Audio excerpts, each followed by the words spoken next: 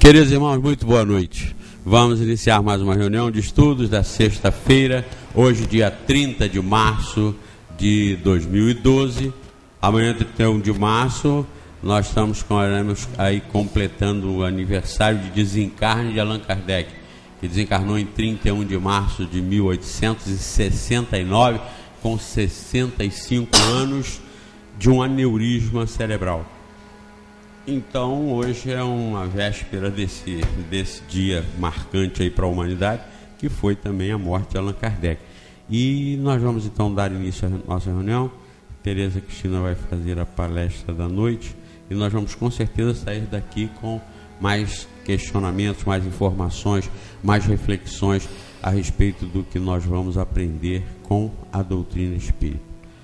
Queridos irmãos da espiritualidade que nos ajudam tanto, que estão sempre ao nosso lado, principalmente quando nós estamos voltados às coisas boas, às coisas saudáveis e úteis da vida e do aprendizado, contando com a presença de todos vocês e com a permissão de Deus, nós vamos dar início à reunião de hoje, pedindo que nos ajudem, nos inspirem, nos assistam, para que nós possamos ser bem acessíveis ao aprendizado e aos ensinamentos que a doutrina espírita tem a nos transmitir. Muito obrigado por mais esta oportunidade e que, em nome de Deus, nós possamos iniciar os nossos trabalhos. Que assim seja. E com vocês, Tereza Cristina. Boa noite a todos. Desde a época que houve a catástrofe na Serra, essa tragédia que vitimou inúmeras pessoas, alguns desencarnando, outros ficando sem condições de moradia, eu jamais pensei em fazer uma palestra sobre ela. Mas diante de alguns acontecimentos, eu resolvi falar sobre a catástrofe, mas numa outra visão. O que eu vou falar está associada a tudo o que aconteceu decorrente da catástrofe na Serra. As pessoas sem moradia, os aluguéis sociais que não chegam a Friburgo. E o que me fez pensar em falar isso foi uma notícia do Fantástico. Eu acredito que há 2 semanas atrás, foi no domingo retrasado, quando foi feita a matéria sobre a máfia das licitações. Que todo mundo sabe o que acontece, A gente imagina, principalmente nós que trabalhamos com a saúde, nós que lidamos com a saúde, a gente sabe que a verba da saúde é a verba mais desviada, é a verba mais mexida, porque é a verba mais fácil de você fazer compra emergencial, alegando compras necessárias, compras, N alegações. E eu fiquei assim muito admirada com a dignidade, com o caráter, com a moralidade do diretor do Instituto de Puericultura do Hospital do Fundão, que durante 2 meses fez toda aquela encenação para poder pegar aquelas firmas. Então, eu imagino que é um homem que vem convivendo com isso há muitos e muitos anos. Só que chega uma hora que você vê que fala assim, eu tenho que fazer alguma coisa. No dia seguinte da notícia, na segunda-feira, eu cheguei no Raul Sertância muito feliz, alegre para passar visita, e comentei com um médico que também estava passando visita, um cirurgião, que inclusive a esposa dele é pediatra e conhece o médico que fez as denúncias. Ele falou, nossa, Tereza, você está assim, parece que está revigorada. Eu falei, estou mesmo. Porque quando você vai assim se afundando, perdendo as esperanças de que as pessoas possam fazer alguma coisa, e comentei com ele. Resposta dele, mas ele é um homem morto. Quer dizer, aí você pensa assim, quantas e quantas pessoas devem ter a mesma vontade de fazer isso, mas se seguram por medo das consequências. Medo do que possa acontecer alguma coisa com a família, medo de acontecer alguma coisa com a sua própria vida. E eu ainda retruquei, falei, não, a gente não pode pensar assim. E ele respondeu, ele é um homem morto. Ele é, não agora, vamos esperar a poeira sentar, mas ele precisa morrer para que outras pessoas tenham medo de fazer o que ele fez. Essas firmas vão continuar agindo da mesma forma. Aí eu falei, bendita a doutrina espírita. Bendita a doutrina espírita que faz a gente pensar, parar para pensar, que não é só aqui que nós vamos responder pelos nossos atos. Fica mais fácil a gente agir no bem se a gente entende isso, se a gente percebe que o que passa aqui é muito transitório. E aí eu comecei a escolher no Livro dos Espíritos algumas coisas para a gente tentar entender o que está acontecendo. E aí, falando das leis morais, em flagelos destruidores, que aí nós vamos lembrar da catástrofe, onde muitas pessoas desencarnaram, na pergunta 737, Kardec pergunta: com que fim Deus castiga a humanidade com flagelos destruidores? E a resposta: para fazê-la avançar mais depressa.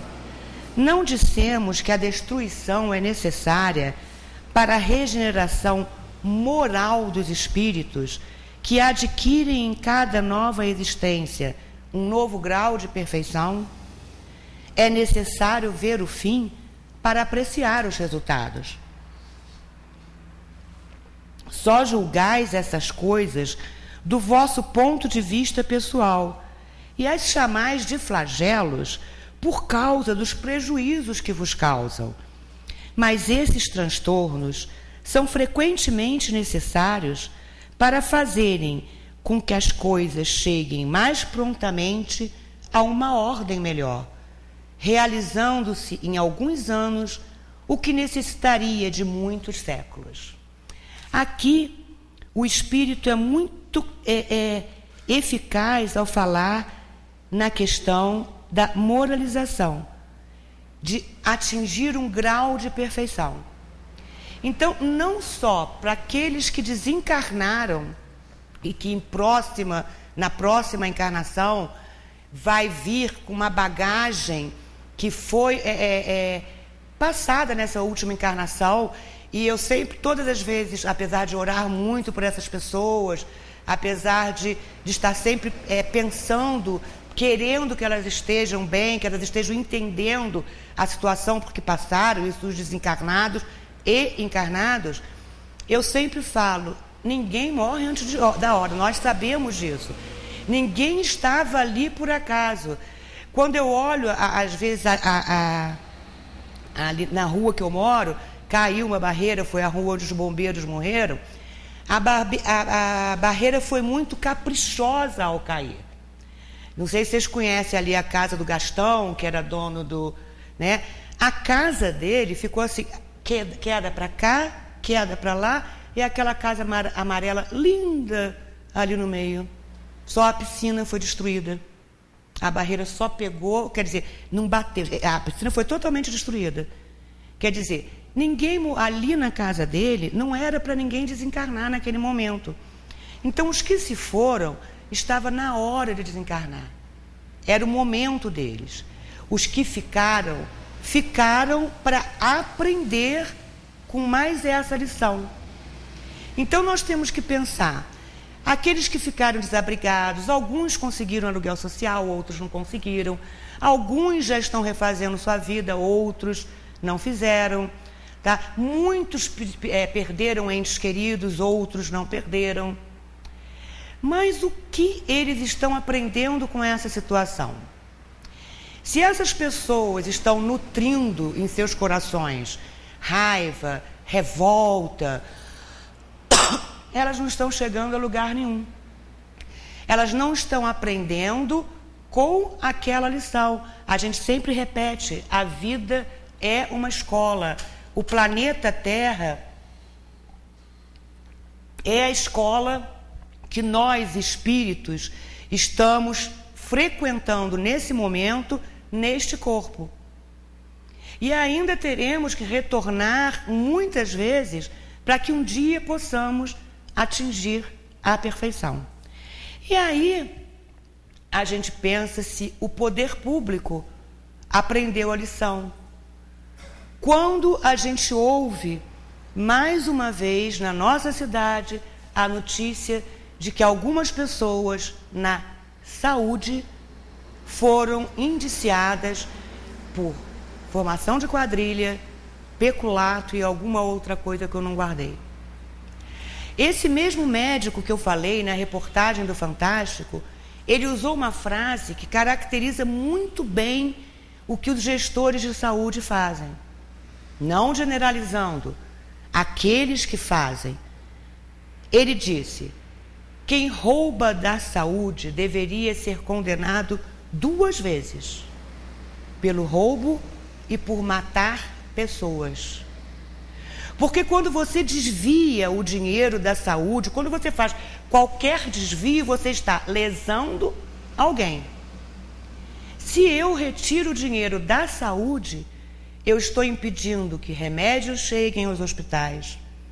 Eu estou impedindo, tá, que seja feita uma obra num centro cirúrgico. Eu estou mexendo com a saúde daqueles que necessitam do SUS. Então, será que essas pessoas estão aprendendo com as lições que recebemos no nosso dia a dia? Será que eles param para pensar em um Deus que vá, de certa forma, acertar isso em algum momento? E aí, novamente, dentro do Livro dos Espíritos, eu resolvi pegar o pedacinho que fala da desigualdade das riquezas, onde na pergunta 808, Kardec questiona: a desigualdade das riquezas não tem sua origem na desigualdade das faculdades que dão a uns mais meios de adquirir do que os outros? Resposta dos Espíritos: sim e não. Que dizes da astúcia e do roubo? Na pergunta 808A, a riqueza hereditária, entretanto, seria fruto das más paixões? Que sabes disso? Remonta a origem e verás que se é sempre pura. Sabes se no princípio não foi o fruto de uma expoliação ou de uma injustiça? Mas sem falar em origem, que pode ser má, crês que a cobiça de bens, mesmo os melhor adquiridos, e os desejos secretos que se concebem de possuir o mais cedo possível, sejam sentimentos louváveis? Isso é o que Deus julga, e te asseguro que o seu julgamento é mais severo que o dos homens. Por que eu li isso? Porque aqui na primeira ele pergunta se tem origem essa desigualdade, tá? Somente na questão de você vir com mais ou menos recursos para conquistar dinheiro. E aí o que a gente descobre? Se a gente parar para pensar que esses desvios são sempre desvios feitos no alto escalão, não só na saúde, mas em outras secretarias, não só em Friburgo, em outros municípios, o prefeito e alguma outra pessoa de São José de... É por aqui, Tabapuã, São Francisco de Tabapuana, tá? Foram afastados hoje por desvio na saúde. Então, não é só no município de Nova Friburgo, são vários municípios, isso se estendendo ao Brasil inteiro e geralmente no alto escalão. Então, são pessoas que têm bagagem científica, têm inteligência para conquistar o seu dinheiro de forma honesta, mas resvalam, se desviam, preferem um outro caminho, um caminho mais fácil na visão terrena, porque nós que estudamos a doutrina temos certeza que isso, em outra encarnação, ao sair esse espírito do corpo que agora habita, isso vai pesar. Quando o espírito aqui fala, Deus julga e te asseguro que o seu julgamento é mais severo que o dos homens, nós sabemos que esse julgamento é feito por nós mesmos. Nós que vamos parar, pensar, ao desencarnar, naquilo tudo que prometemos fazer quando viemos para cá. Nós fizemos um planejamento encarnatório que muitas vezes aqui se desvirtua pelas más paixões. Muitas vezes aqui nós queremos cada vez ter mais e mais, não nos contentando com aquilo que temos. Não estamos aqui para julgar ninguém. Mas não estamos aqui para nos omitirmos também. Não estamos aqui para falar que não estamos vendo as coisas, que as coisas estão acontecendo, mas não sou eu que estou fazendo. Eu ouvi um comentário hoje em relação a isso, que infelizmente está acontecendo na nossa cidade. As pessoas, duas pessoas comentando que tinha muita pena daquelas pessoas que estão envolvidas nessa última denúncia, né? E eu pensei, pena? Se é para ter pena, a gente tem que ter pena das pessoas que foram lesadas por essas pessoas. Se é para ter pena, nós temos que ter pena daqueles que necessitavam de atendimento, tá? E não foram atendidos. Pena. Não é para ter pena, nós não podemos ter sentimento, nós podemos ter misericórdia. Nós podemos pedir a Deus misericórdia para com eles. Nós podemos orar para que essas pessoas, a partir daí, consigam mudar seus pensamentos, consigam entender o quanto eles estavam errados. Nós temos que pedir para que essas pessoas, e todas que andam trilhando esse mesmo caminho, possam parar e pensar nas consequências desses atos. Mas pena, nenhum deles que eu saiba tem algum tipo de deficiência mental, nenhum deles que eu saiba tem algum tipo de influenciação, que outra pessoa foi lá e falou assim, não, assina isso aí, todos sabem ler, todos sabem escrever. Então nós devemos sim orar para que justiça seja feita, para que ninguém seja condenado por nada que não tenha feito, mas que seja condenado por tudo aquilo que foi realmente provado. Não podemos desejar também que seja feita injustiça, tá? Em nome de vamos fazer e acontecer. Mas temos que orar para que a cabeça de um juiz seja iluminada, de um promotor, de um advogado de defesa, e para que a cabeça deles seja iluminada, para que eles entendam que se houver condenação, houve porque eles erraram, eles agiram no mal.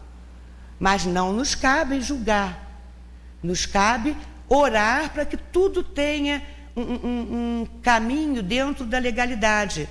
E nos cabe orar principalmente para que tudo isso que vem acontecendo em Friburgo, eu já fiz até uma palestra, eu falei que não havia nunca falado na catástrofe, mas eu cheguei a falar sim na época que o Ministério Público entrou na Prefeitura Municipal de Nova Friburgo e pegou todos aqueles documentos.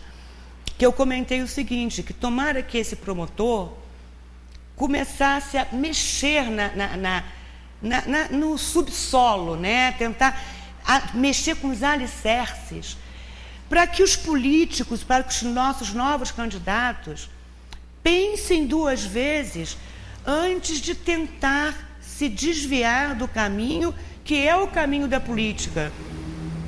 Zé Manuel fala diversas vezes, ser político não é errado. Nós fazemos política desde a hora que acordamos até a hora de dormir, são escolhas, são coisas que temos que fazer, mandar a empregada fazer isso, cuidar de...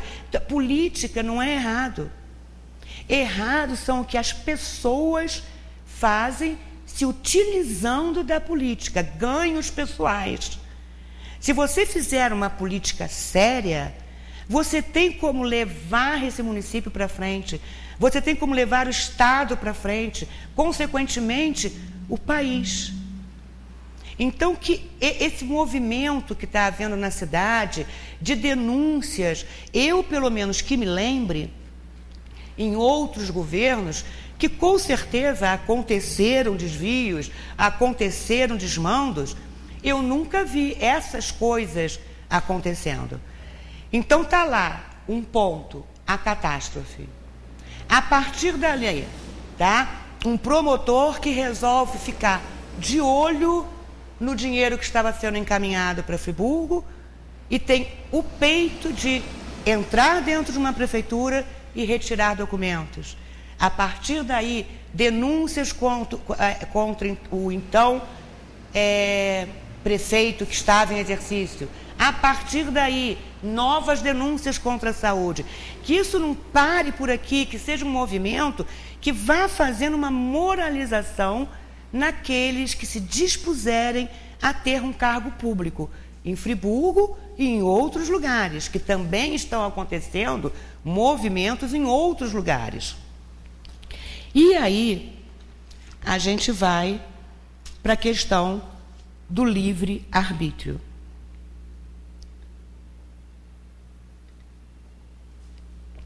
O homem tem livre-arbítrio nos seus atos? Pergunta 843. Pois que tem a liberdade de pensar, tem a de agir. Sem o livre-arbítrio, o homem seria uma máquina. Deus nos deu o melhor presente que Ele poderia dar, que é a inteligência. Nós que fomos abençoados com cérebros inteligentes, com corpo saudável, nós temos que agradecer a cada amanhecer a possibilidade de raciocinar. Aqui estamos nós numa casa espírita, onde procuramos trabalhar a fé raciocinada para não nos enganarmos, para não nos deixarmos levar por qualquer situação que queiram nos impedir. Então, o livre-arbítrio, a capacidade de raciocinar, é aquilo que faz com que a gente trilhe o caminho do bem. Nós já sabemos, aprendemos desde criança, através da nossa criação, o que é certo, o que é errado, o que é bom, o que é mal. E a doutrina veio nos esclarecer, através desse livro, através dos livros dos Espíritos, que caminho seguir, por onde andar para conseguir trilhar o caminho do bem. Como eu vou me moralizar?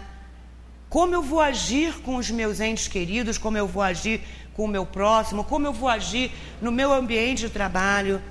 Como eu vou agir diante das situações que observo? E isso a gente só é capaz de fazer isso por causa do nosso raciocínio. E através do raciocínio, através do pensar, termos o nosso livre-arbítrio. Fazermos as nossas escolhas pessoais. Nós não somos enganados por ninguém. É muito fácil eu falar, olha, eu errei porque estava todo mundo fazendo, eu também fiz. Eu errei porque ele me mandou, senão eu ia perder o emprego. Ou, eu sei ler e escrever, sou um profissional renomado, mas não li o que estava assinando. Então, nós somos responsáveis por aquilo que fazemos. E não adianta eu tentar imputar a culpa a outra pessoa, porque a minha consciência sabe o que eu fiz. E ao desencarnar, a minha consciência vai me cobrar. Pergunta 844. O homem goza de livre-arbítrio desde o nascimento? Ele tem a liberdade de agir desde que tenha a vontade de o fazer. Nas primeiras fases da vida, a liberdade é quase nula. O bebê, realmente, ele não tem livre-arbítrio, não tem como ter. Ele é um ser dependente, aquele espírito é um espírito velho, mas está retornando para o corpo. E retornando para o corpo, ele é frágil, ele tem que ser cuidado, ele tem que ser amamentado, ele tem que ir começando a receber de seus pais os ensinamentos necessários para ele terminar de começar a andar. Quando ele começar a raciocinar, começar a aprender o que é certo, o que é errado.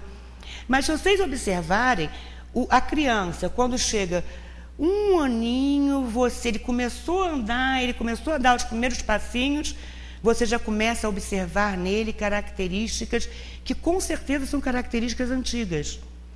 tá? É aquela criança que com 1 ano, 1 ano e 2 meses já faz uma pirraça danada porque a mãe não consegue colocar limites.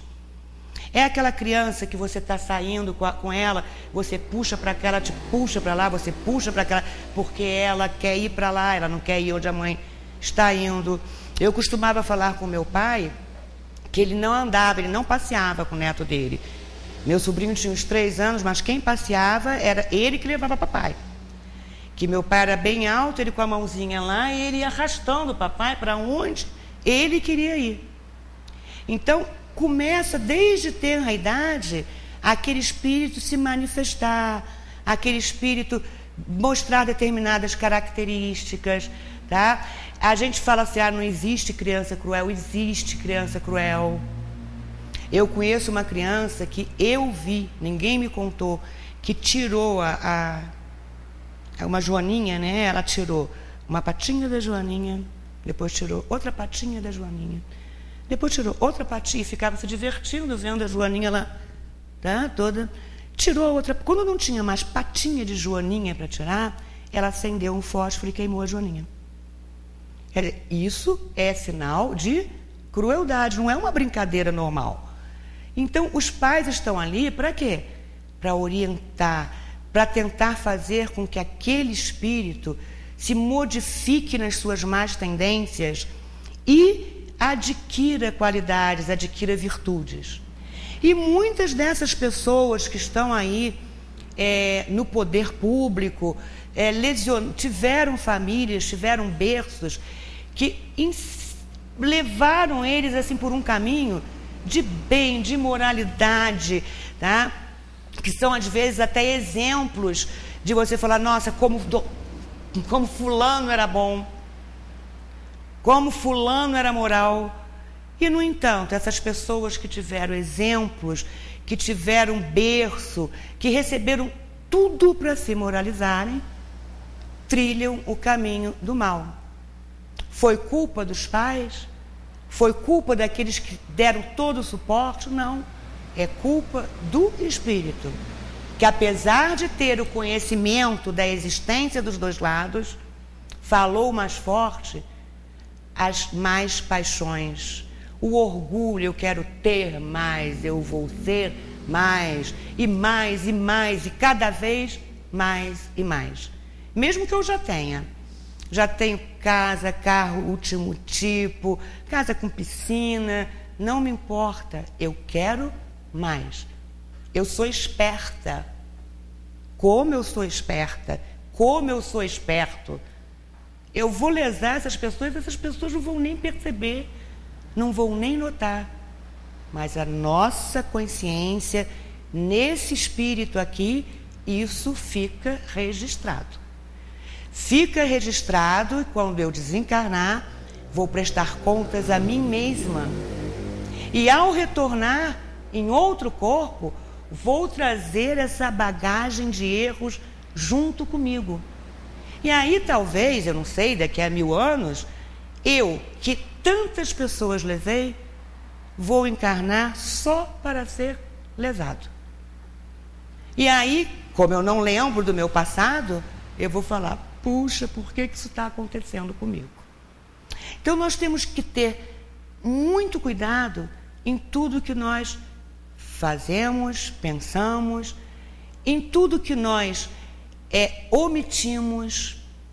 Esse médico foi assim uma lição de vida para mim que eu espero nunca esquecer dele. Porque ele me mostrou, se eu fiz, qualquer um pode fazer. Qualquer um pode ter a mesma atitude que eu de denunciar. Ou nós não vamos conseguir moralizar esse país. E por último, eu peguei um texto do Evangelho, no capítulo 16, que fala da verdadeira propriedade. Pascal, Genebra, 1860. O homem não possui como seu, senão aquilo que pode levar deste mundo. O que ele encontra ao chegar e o que deixa ao partir, goza durante a sua permanência na terra. Mas desde que é forçado a deixá-los, é claro que só tem o usufruto e não a posse real.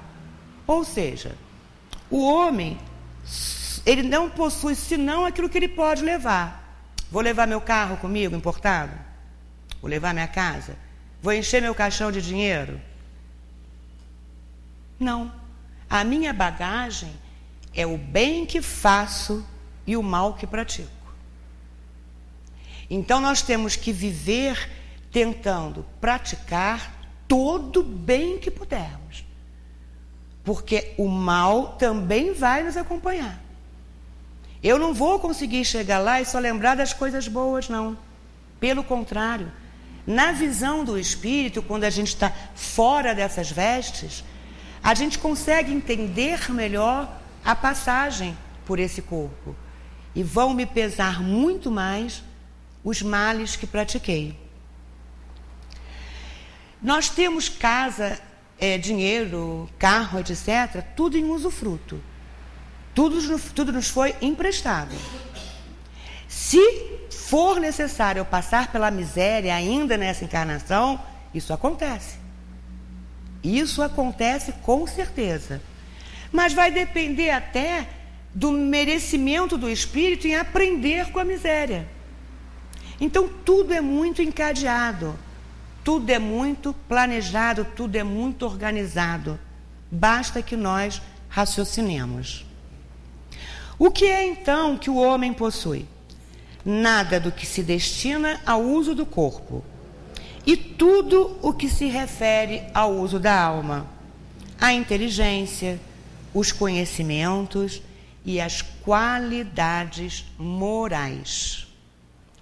Eis o que ele traz e leva consigo, o que ninguém tem o poder de tirar-lhe, e o que ainda mais lhe servirá no outro mundo do que neste. Dele depende estar mais rico ao partir do que ao chegar neste mundo, porque a sua posição futura depende do que ele houver adquirido no bem. Então depende somente de nós. Nós somos o arquiteto da nossa vida nesse planeta, nós somos o arquiteto do nosso retorno, nós somos o arquiteto da nossa próxima encarnação. Só depende de nós. Não adianta eu ficar pedindo aos bons espíritos que façam por mim, porque eles não podem. O máximo que eles podem é nos intuir quando estamos pensando no bem. Porque se não tivermos sintonia para captarmos a intuição de bons espíritos, vamos receber intuições de espíritos brincalhões, zombeteiros, de espíritos que não estão nada interessados na nossa evolução, mas que muitas vezes nós achamos que estamos recebendo intuições maravilhosas, fantásticas. Uma dessas pessoas envolvidas nessa última denúncia, eu convivi algum tempo com ela e eu ouvi muitas vezes ela falando em Deus. Ela, a pessoa. E aí eu fico perguntando, que Deus é esse que essa pessoa acredita? Que Deus é esse que vê o que as pessoas fazem e simplesmente depois não vai puni-los? Que Deus pode permitir que desvie esse dinheiro da saúde? Que Deus? Que Deus é esse que vai deixar tanta gente desamparada para que eu possa ficar mais rico, para que eu possa ficar mais poderoso, para que eu possa fazer mais viagens ao exterior? Que Deus é esse? Como entender esse Deus? Por isso nós falamos sempre que sem a reencarnação não se explica um Deus justo e bom. Porque nós que estudamos a doutrina, nós temos a certeza absoluta que o que não for acertado nessa, em outra será. nada vai ficar impune. Nada. A cada passagem pelo corpo, nós vamos resgatando o mal que fizermos. E vamos conquistando as nossas virtudes. Então, o maior desejo de todos nós que estamos encarnados deve ser que eu possa estar amanhã um pouquinho melhor do que hoje. Que eu possa ser menos ambicioso, que eu possa ser menos egoísta, que eu possa ser mais humanitário, que eu possa pensar mais no meu irmão, como um irmão, realmente como um membro da minha família espiritual. Que nós possamos constituir uma grande família para que essa humanidade possa se transformar, para que o mundo, para que o planeta possa melhorar. Quando um homem parte para um país longínquo, arruma sua bagagem com objetos de uso nesse país e não se carrega de coisas que lhe seriam inúteis. Fazei, pois, o mesmo em relação à vida futura, aprovisionando-vos de tudo o que nela vos poderá ser. Ao viajante que chega a uma estalagem, se ele pode pagar, é dado um bom alojamento. Ao que pode menos, é dado um pior. E ao que nada tem, é deixado ao relento. Assim acontece com o homem quando chega ao mundo dos espíritos. Sua posição depende de suas posses, com a diferença de que não pode pagar em ouro. Não se lhe perguntará quanto tinhas na terra, que posição ocupava, eras príncipe ou operário, mas lhe será perguntado: o que trazes? Não será computado o valor de seus bens, nem dos seus títulos, mas serão contadas as suas virtudes. E nesse cálculo, o operário talvez seja considerado mais rico do que o príncipe. Em vão alegará o homem que antes de partir pagou em ouro a sua entrada no céu, pois terá esta resposta: as posições daqui não são compradas, mas ganhas pela prática do bem. Com o dinheiro, podes comprar terras, casas, palácios, mas aqui só valem as qualidades do coração. És rico dessas qualidades? Então sejas bem-vindo. E teu é o primeiro lugar, onde todas as venturas te esperam. És pobre? Vai para o último, onde serás tratado na razão de tuas posses. Então, que a gente sempre procure pautar a nossa vida pelas coisas que a gente vem estudando, pelo aprendizado que essa codificação trouxe para a gente. Que a gente procure pautar todos os nossos momentos pelo que ouvimos, pelo que lemos da codificação. É lógico que ainda vamos errar muitos, é óbvio. No nível de evolução espiritual que nos encontramos, ainda vamos errar muitos. Mas já sabemos que não adianta amealhar posses materiais. Já sabemos que o orgulho só nos leva a ser cada vez mais vaidoso e egoísta. E isso é a última coisa que queremos. Que saibamos, então, aprender com os nossos erros, modificando-os, não os repetindo, e que possamos retornar para a nossa casa, para nosso verdadeiro lar, que é a casa espiritual, que é o plano espiritual, melhores do que aqui chegamos. Que não façamos nada que contrarie a nossa moralização, o que nós já conquistamos. E que raciocinemos sempre, que usemos o nosso livre-arbítrio para pensar sempre antes de tomar uma atitude no mal. Que Deus nos abençoe. Muita paz para todos.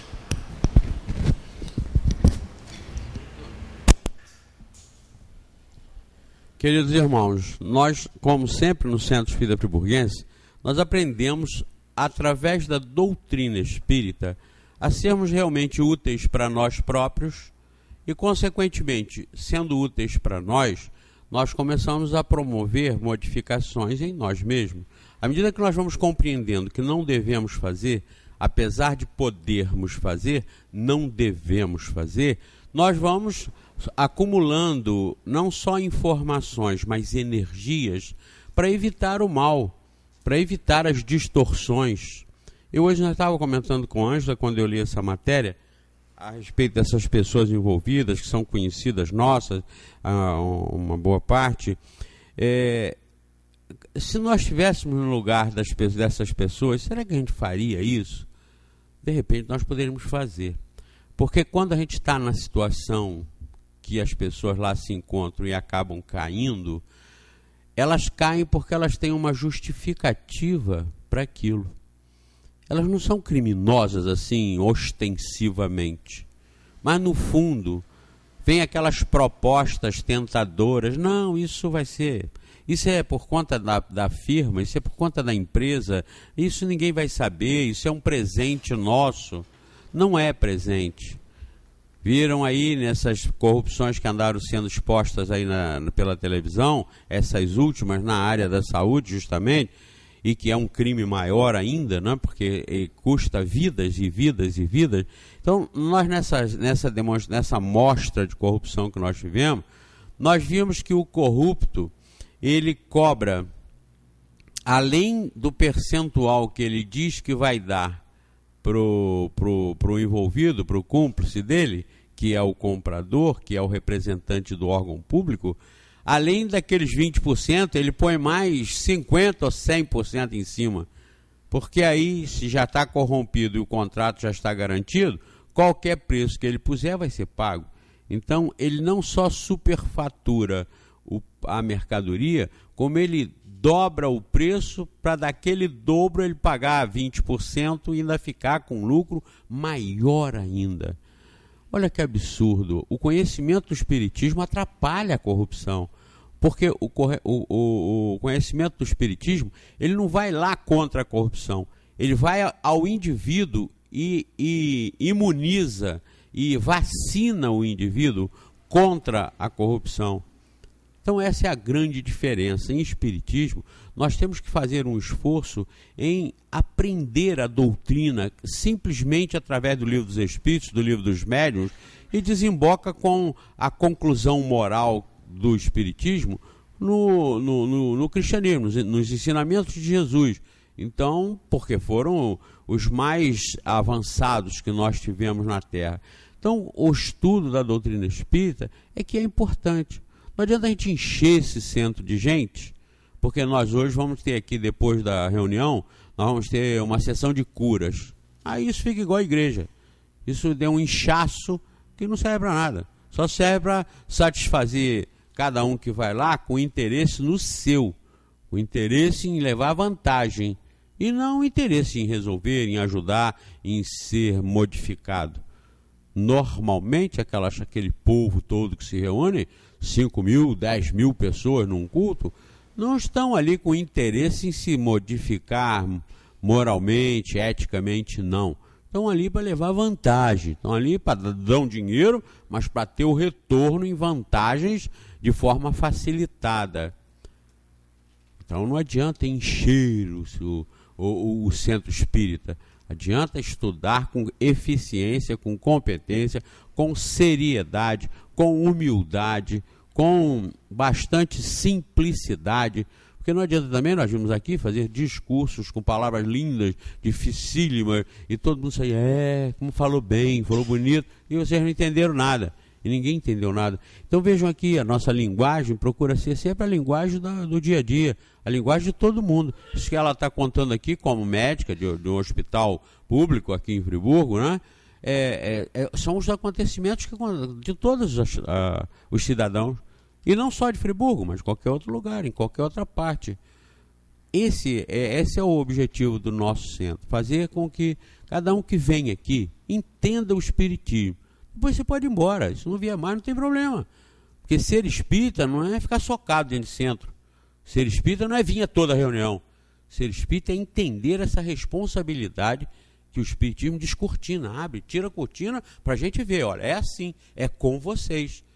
Então eu aqui nunca tenho preocupação que as pessoas vão embora, fulano sumiu. Teve os motivos dele. Com certeza o que ele ouviu aqui no Centro Espírita Friburguense Foi útil para ele, vai ser sempre. Ele vai levar para sempre a semente e a germinação que vai surgir lá fora. Então, essa é a estratégia que a gente usa com o estudo da doutrina espírita. Vir aqui para ouvir seriamente o que consta da codificação, e isso é simples, isso é claro. E isso não nos exclui em relação aos outros. Isso mostra, ao contrário, que nós, que já sabemos, temos essas informações, seremos muito mais penalizados se nós cometermos os mesmos erros que lá fora eles estão cometendo e não sabem disso. Ouvem, pelo contrário, falar que se entregou para Jesus está com o problema resolvido. Então eles lá pensam assim: me entrego para Jesus e acabou o problema. O que eu furtei, o que eu roubei, o que eu desviei, isso fica na conta do diabo. O resto eu resolvo com Deus. Então não é assim, não é assim. A doutrina espírita simplesmente nos dá essa responsabilidade. Você é responsável por você, ninguém mais. Eu não posso resolver o seu problema e você não pode resolver o meu problema. Cada um tem que resolver o seu problema. Por isso, como ela falou, do lado de lá, quando nós chegarmos do lado de lá, não é quanto você deixou no banco, não é qual cargo que você ocupou, você foi prefeito, você foi ministro, você foi o quê? Não, não. Simplesmente nós vamos chegar despido de ornamento, despido de joias, despido de cartão de crédito, despido de títulos. Nós vamos chegar simplesmente nós. E dentro do que nós tivemos oportunidade de fazer, nos vai ser cobrado. Nós não vamos pagar pelo que o presidente da República deixou de fazer. Nós não vamos pagar pelo que o secretário de Saúde ou o secretário de Educação desviou. Isso é com eles. Se nós estivéssemos lá no lugar deles, aí seria conosco. Mas é muito complicado, isso é muito difícil. A gente tem que fazer sempre uma simulação. E se fôssemos nós que estivéssemos lá, nós íamos ter coragem ou forças ou convicção de não se envolver? É muito difícil. São provas dificílimas, as provas de lidar com a fama, com o dinheiro e com o poder. Por isso Jesus falou: é mais fácil o camelo passar no fundo da agulha do que o rico entrar no reino dos céus. Porque a riqueza, o poder, a fama, isso atrai muito, puxa muito a moralidade para baixo. E realmente é complicado, é muito complicado. Eu tinha uma pessoa, eu vou falar porque isso é público e notório, está na mídia, que é o Demóstenes Torres, senador da República. Eu tinha o Demóstenes Torres como um homem exemplar, como um político exemplar. Eu era fã do Demóstenes Torres. Claro que eu não sabia que ele tinha ligações com o Cachoeira, não é? Porque se eu soubesse, eu o eliminaria imediatamente, como eu faço com os espíritos. Esses farsantes que andam por aí no movimento, dizendo que são benfeitores da humanidade, benfeitores espirituais, são coisa nenhuma. São vigaristas farsantes e fazem parte de uma máfia para atrapalhar o conhecimento do espiritismo. Eu falo o nome dos 5 sempre na televisão, para o pessoal lá fora ouvir e pensar e me contestar. E não contestam porque, se for no livro dos médiuns, e aqui ver o que são espíritos superiores, vai ver que todos eles estão desenquadrados. Não são superiores, são farsantes, são pseudo-sábios no máximo, mas não são superiores. Então o que o espiritismo recomenda? Elimina logo. Se eles derem um bom conselho, vocês aceitem. Se for um bom conselho. Aí não precisa ser espírita. Dom Bosco dizia que um bom conselho, mesmo que viesse do diabo, deveria ser aceito. E isso é uma verdade. Mas Dom Bosco nunca disse que o diabo deveria ser seguido. É diferente. Então, se um espírito que se diz superior por aí afora, que o movimento espírita todo aceita, como esses 5 principalmente farsantes que tem aí, quando eles falam para o bem, quando eles falam perdoe, você perdoa. Quando eles falam seja honesto, seja honesto. Agora, quando eles erram, sai fora. Eles não são para ser seguidos. Não são para ser seguidos. Então, se eu soubesse que o nosso senador Demóstenes Torres era amigo de um bandido, de um corrupto, de um imoral, claro que eu ia arriscar. Diga-me com quem andas, que eu te direi quem és. E diga-me quem és, que eu te direi com quem andas. O inverso também é verdadeiro. Mas eu não sabia, sinceramente. E eu tinha um melhor conceito, eu e milhões de brasileiros. Como nós temos do Cristóvão Buarque, como nós temos do Zé Agripino, como nós temos do Pedro Simão.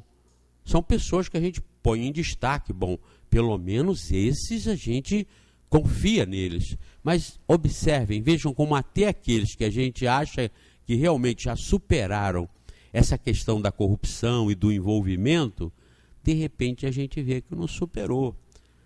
É o planeta. Somos espíritos em provas, espíritos em expiações, somos espíritos em aprendizado, ou seja, somos espíritos ainda inferiores. E por sermos inferiores, estamos todos sujeitos às tentações e às quedas. Não é uma queda involuindo, mas é uma puxada para limites mínimos no grau que nós estamos ocupando. Porque muitas vezes nós procuramos nos manter num grau 8, vamos numa escala de 0 a 10. A gente procura se manter num grau 8, 8, 8, mas na realidade nós somos do grau 6. Mas nós estamos esforçando para ficar no 8. De repente uma tentação mais forte pega a gente desprevenido, como nós somos na realidade do grau 6, a gente, pumba, cai de bruço. Mas cai no grau 6. Até o grau 6 a gente... do grau 6 para baixo não passa, porque a gente não anda para trás, ninguém regride. Mas quando há uma queda, o sujeito não evoluiu, ele não andou para trás, ele simplesmente não conseguiu se sustentar no nível que ele estava aparentando estar. Então, esses exemplos, isso que ela está citando na palestra, isso que eu estou falando da atualidade política que nós estamos vivendo no Brasil, é para a gente fazer uma reflexão para nós mesmos, Nós não vamos desviar 1 bilhão da saúde, porque nós não temos uma caneta na mão da saúde. Nós não vamos desviar 100 milhões da educação, porque nós não temos uma caneta da educação na mão. Mas, de repente, lá na feira, a gente pode não estar sendo honesto com o feirante, não é? Tem gente que vai à feira e pega uma dúzia com 14, pega uma dúzia com 18, não é? E se o feirante bobear, pega até 2 dúzias por uma. Veja, se você tivesse com a caneta, se essa pessoa, não vou falar você, se essa pessoa tivesse com a caneta da saúde na mão, vejam, não vai fazer falta não tem muito dinheiro e tal, então assina lá para entrar na continha dele lá fora no exterior. Olha como nós estamos envolvidos nisso. Nós não podemos achar que são eles os bandidos e nós somos a salvação do planeta. Não, cuidado, nós todos estamos no mesmo mundo. Nós temos até que admitir isso, e nós somos inferiores ainda. Nós temos que ter cuidado com a gente mesmo, para não tropeçar. E é assim que a gente vai realmente aprendendo e se livrando do próprio mundo, atingindo a felicidade, a paz e a harmonia que nós queremos em outros mundos melhores, ou em outras vidas melhores que nós vamos ter. Então isso serve para nós próprios, reflexão para nós próprios. Quando a gente fala nesses exemplos lá fora, nesses maus exemplos, nós não estamos querendo dizer que nós estamos imunes a isso. Nós todos estamos sujeitos a isso. Por mais fortes que a gente pareça, nós mesmos, é só vocês se observarem bem no espelho da vida. É só nós nos observarmos no espelho da vida. Tem hora que a gente perde a calma, perde a paciência, perde o controle. Vejam, nós não perdemos nem a calma, nem a paciência, nem o controle. Nós não temos calma, não temos paciência e não temos controle. Porque quem tem não perde. Quem tem já dominou. Então, se nós perdemos, é porque é esse caso do grau 8. Nós estamos tentando ficar ali. Mas quando pisou no calo, tirou o tapete da gente, pronto. A gente aí faz aquilo que não deve. Prestem atenção. Não é sair daqui achando, como os políticos são ordinários, como lá os secretários são bandidos. Eu posso lhes dizer assim, como nós somos cruéis, como nós somos miseráveis. Prestem atenção nisso. Para nós todos, Na hora da salvação, ou seja, de resolver o próprio problema, a própria ignorância, a própria sabedoria, não vão ser os espíritas, vão ser os que resolverem. Podem ser católicos, protestantes, budistas, muçulmanos, ateus. Não são? O espiritismo esclarece, abre essa cortina. Não pensem que o espiritismo está prometendo salvação para ninguém. Está esclarecendo como se resolve o problema. Agora, quem está fazendo o bem, quem está fazendo como deve, pode nem ser espírita, pode estar em outras religiões, em outras igrejas. Às vezes até estudando errado, mas fazendo certo. Porque quantas pessoas estudam certo e fazem o errado? Não basta saber. Se saber resolvesse, médico não fumaria. Fumaria? Pois é. Se saber resolvesse, médico não fumava. E, no entanto, não fuma. Se saber resolvesse, médico não bebia. Então, não basta saber. É diferente. Há uma distância enorme de saber e fazer, né? A pessoa pode não saber e fazer, e pode fazer e não saber. Eu disse aqui, Madre Teresa de Calcutá não tinha dúvida sobre Deus, a existência de Deus. Ela não tinha dúvida com a lida que ela tinha com o povo, com o pobre, com o sofrimento. Ela duvidava de Deus, ela chegava a duvidar. E Deus da igreja ela não aceitava. Mas veja bem, ela não aceitava, mas fazia o certo. Ela não conhecia, não sabia, mas ela fazia o que tinha que fazer. E muitas vezes a gente sabe e não faz. Ela não sabia, mas fazia. Foi um exemplo de fazer. Não é? Levemos isso hoje como reflexão, muito boa, palestra muito boa, muito interativa e dinâmica na atualidade. É assim que a gente deve estudar Espiritismo. Você não precisa pegar o livro e ficar lendo ele da primeira página até a última página, da primeira página até a última página. Não, pesquisa aqui dentro de acordo com o que está acontecendo. Flagelo, destruidor, desgraça no flagelo. Vai ali ver no livro dos Espíritos, flagelo, destruidor, mortes, assassinatos, morte de criança, Vem aqui e procura e vai estudar aquilo que você está ligado no momento, aquilo que te impressionou, que está acontecendo. Aí você vem aqui na codificação e pesquisa. É assim que se aprende. Assim que se aprende. Porque aí você associa o que está aqui à prática, à vida, e a vida ao que está aqui. É assim que se estuda. Entenderam?